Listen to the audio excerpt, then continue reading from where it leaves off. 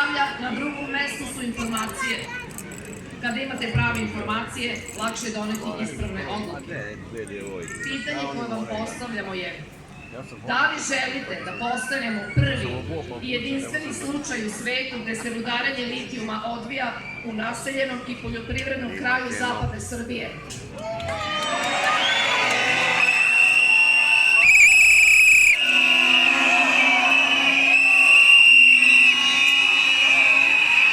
Da li želite da rudnik i prerađivačka fabrika budu smešteni usred plodnog zemljišta, okruženi s naseljima iznad najveće rezerve podzemne pijaće vode u zapadnoj Srbiji?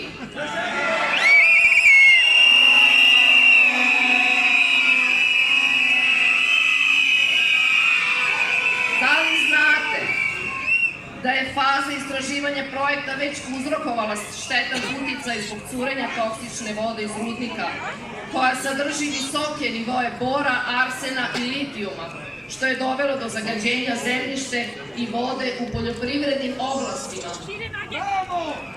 Da li ste svesni da su rudničke vode i ispiranje opasnih materija iz rudarskih otpada toliko zagađivali reke da su one postale mrtve, uključujući Borsku reku u istočnoj Srbiji, koja je sada jedna od najzagađenijih reka na svetu? Zato ste danas ovde. Borimo se za svako živo biće kojem preti velika i trajna opasnost, ekološki rizik i egzistencijalna pretnja, potencijalni razvojni uticaj na podzemne vode, zemljište, upotrebu vode, gubitak biodiverziteta i nagomilavanje otpada su stvarne pretnje.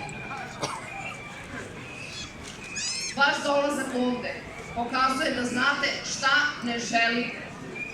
Došli ste da kažete jasno i glasno: stop rudniku, stop rafineriji.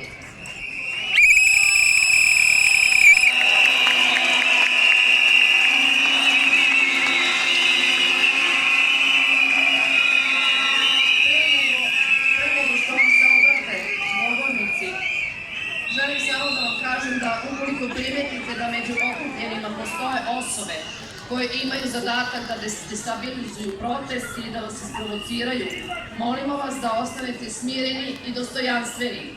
Ako neko pokuša da vas uvredi ili izazove, ne reagujte na provokacije. Umesto toga, odmah se obratite redarima ili obezbeđenju prisutnom na događaju. Sada će vam se obratiti aktivista udruženja Mlavska vojska sa Homolja. Čovek koji se bori za očuvanje reka i šuma na Homoljskim planinama. Ivan Milosavljević